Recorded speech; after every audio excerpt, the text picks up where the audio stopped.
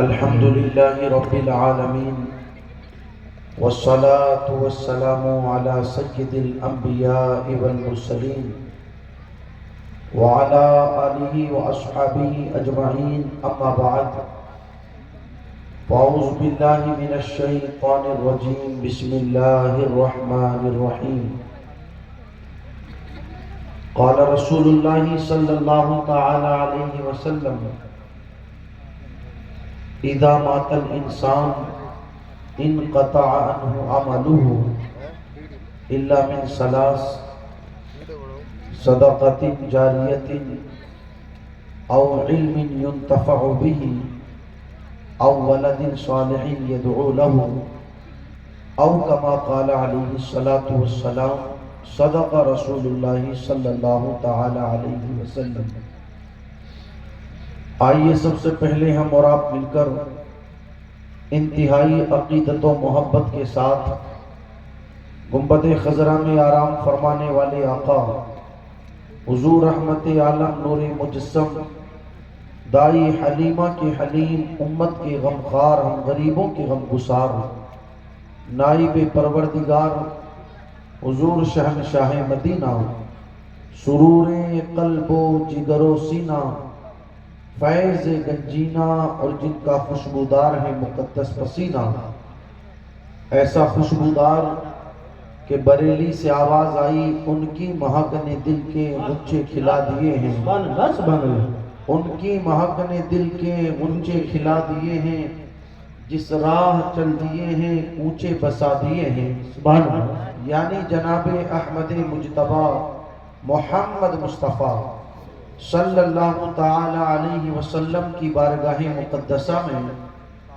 اس عقیدے کے ساتھ کہ دور و نزدیک کے سننے والے وہ کان لال کرامت پہ لاکھوں سلام، ہم یہاں سے پکارے وہاں وہ سنے مصطفیٰ کی سماعت پہ لاکھوں سلام۔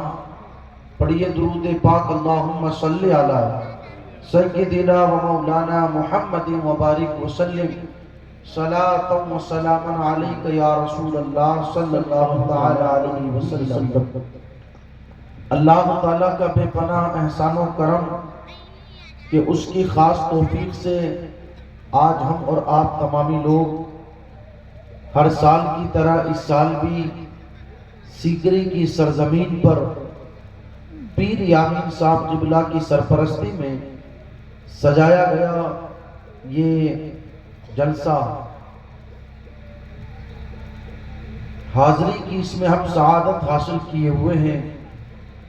پروردگار عالم ہم سب کی حاضری کو اپنی بارگاہ میں قبول فرمائے۔ کافی دیر سے آپ لوگ بیٹھے ہیں، مجھ سے پہلے آپ نے کئی سارے علماء کرام کے بیانات سنے اور انشاءاللہ میرے بعد بھی آپ کو ایک بہترین خطاب خطیب دورہ ناجش ملت حضرت علامہ سید مقیم الرحمن صاحب قبلہ کی زبانی سماعت کرنا ہے۔ چند گزارشات میں بھی آپ لوگوں کی سماعتوں کی دہلیز تک پہنچاؤں اس دعا کے ساتھ کہ اللہ تعالیٰ مجھے حق کہنے، آپ کو حق سننے اور حق پر عمل کرنے کی توفیق عطا فرمائے، آمین۔ یاد رکھیں جو دوستوں، ان جلسوں کا جو بنیادی مقصد ہے وہ یہ ہے کہ یہاں سے حضور علیہ السلام کا دین سیکھا جائے، مصطفیٰ جان رحمت صلی اللہ تعالی علیہ وسلم کی شریعت سیکھی جائے اور سیکھ کر کے اس پر عمل کرتے ہوئے اپنی زندگی کو گزارا جائے۔ بڑی شرم آتی ہے یہ کہتے ہوئے، عمر ہو گئی 50 سال 45 سال، لیکن اب تک ہمیں یہی پتہ نہیں چلا کہ کھانا کھانے کا طریقہ کیا ہے۔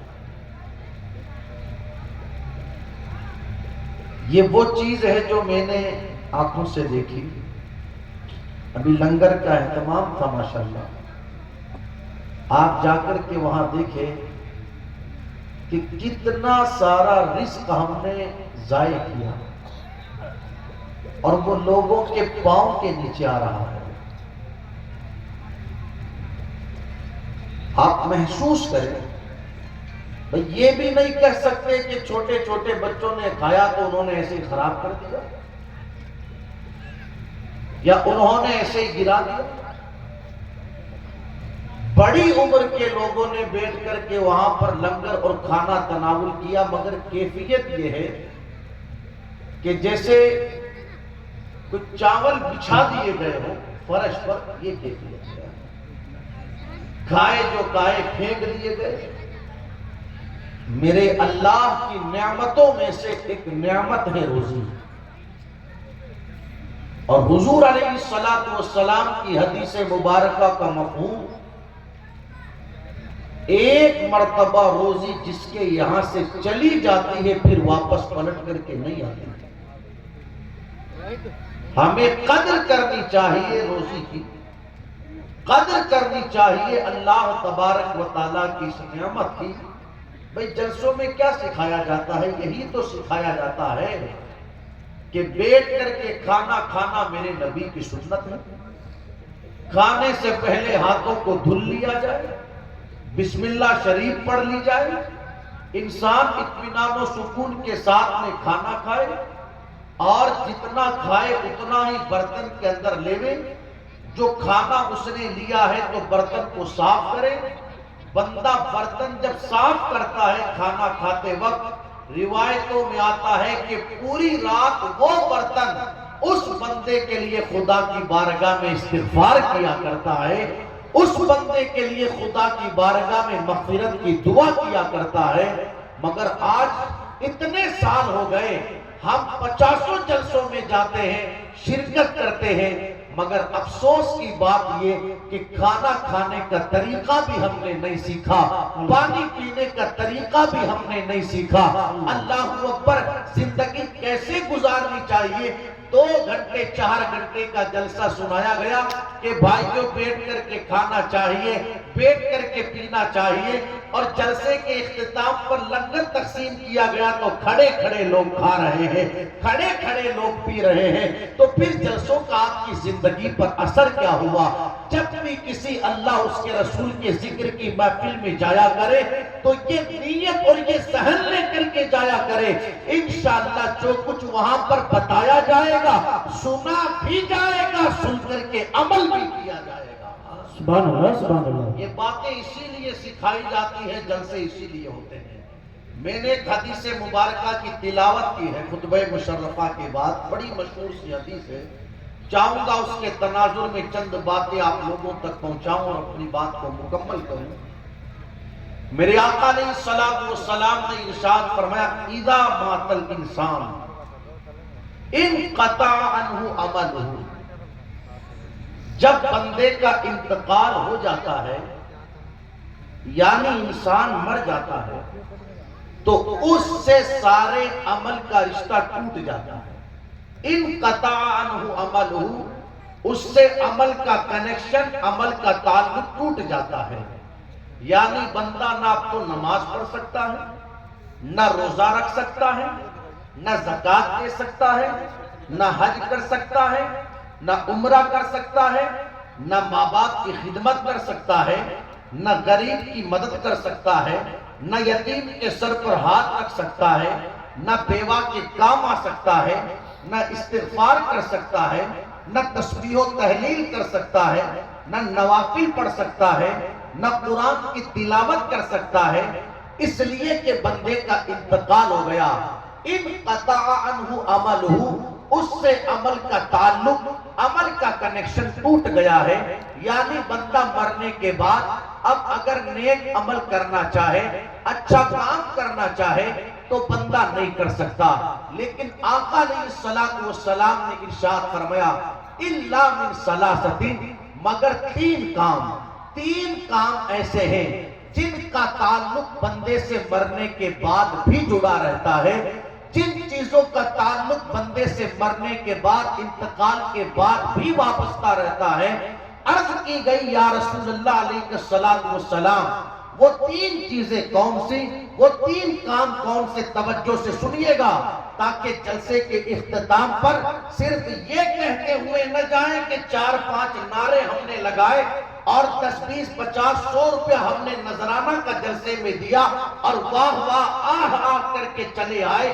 جلسے کے اختتام پر جب گھروں کی طرف جائے تو دل کو یہ تسلی رہے کہ 2-4 گھنٹے صرف برباد کر کے نہیں آئے، حضور کا دین سیکھ کر کے آئے ہیں۔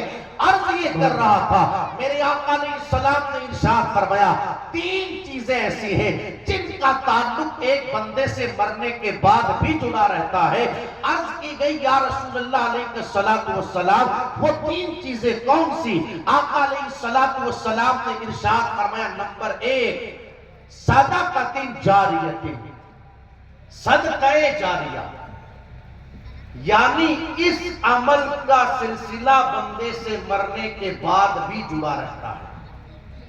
صدقہ جاریہ یعنی یا تو بندے نے خود جیتے جی کوئی ایسا کام کیا کہ جس کام سے لوگوں کو فائدہ مل رہا ہے، جس کام سے لوگوں کو فائدہ پہنچ رہا ہے، یا اس کے انتقال کے بعد اس کے گھر والوں نے اس کی طرف سے کوئی ایسا کام کیا کہ جس کام سے لوگوں کو فائدہ پہنچ رہا ہے، اسے صدقہ جاریہ کہتے ہیں۔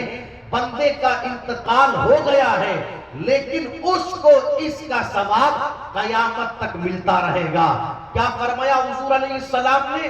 صدقہ جاریہ وہ چیز ہے جس کا تعلق ایک بندے سے مرنے کے بعد بھی جڑا رہتا ہے۔ یعنی کسی نے مسجد کی تعمیر ہو رہی تھی، اس کے تعمیری کام میں حصہ لیا، مدرسے کی تعمیر ہو رہی تھی، مدرسے کی تعمیر کے اندر حصہ لیا، مدرسے میں ایک کمرہ بنوا دیا، مسجد یا مدرسے کے اندر ٹیوبویل کا اہتمام کروا دیا، پانی کا انتظام کروا دیا، کولر پنکھے کا انتظام کروا دیا۔ تو یہ وہ چیزیں ہیں کہ جن کا تعلق بندے سے مرنے کے بعد بھی جڑا رہتا ہے۔ ٹیوبویل کا انتظام ایک مرتبہ آپ نے کروایا، ثواب آپ کو قیامت تک ملتا رہے گا۔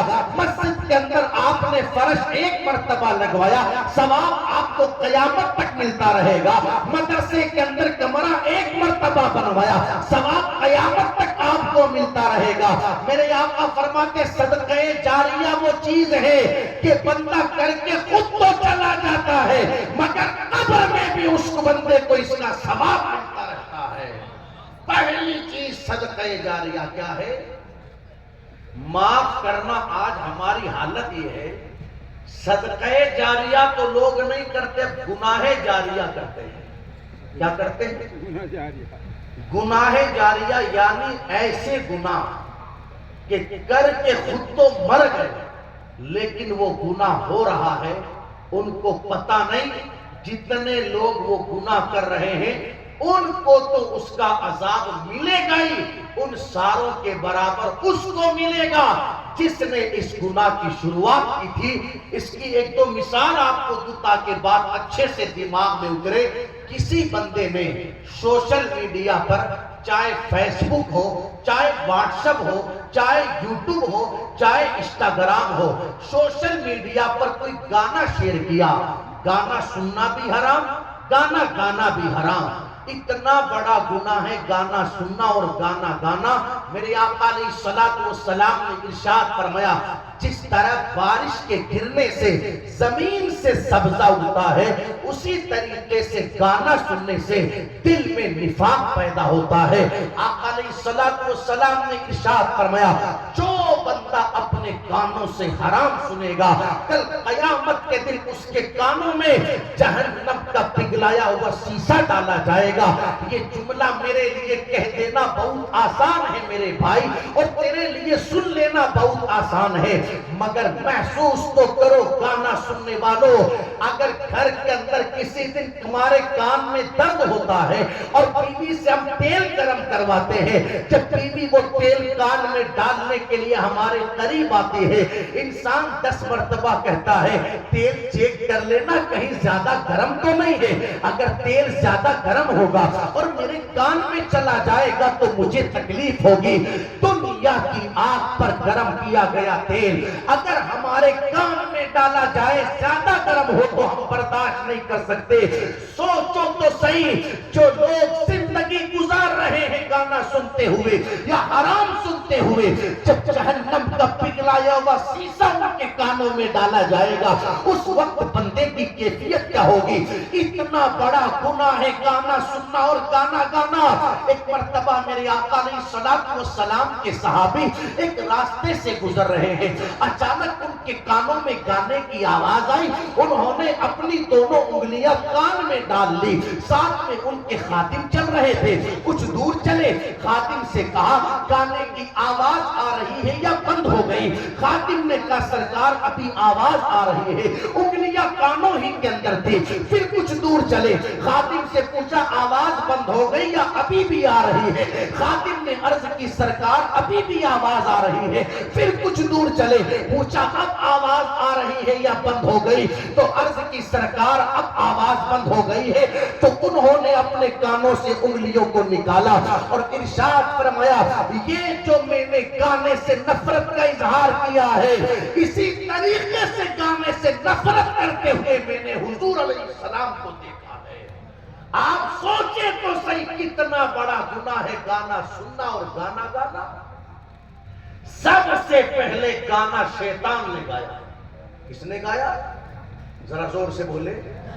سب سے پہلے گانے باجے کی محفل شیطان نے سجائی.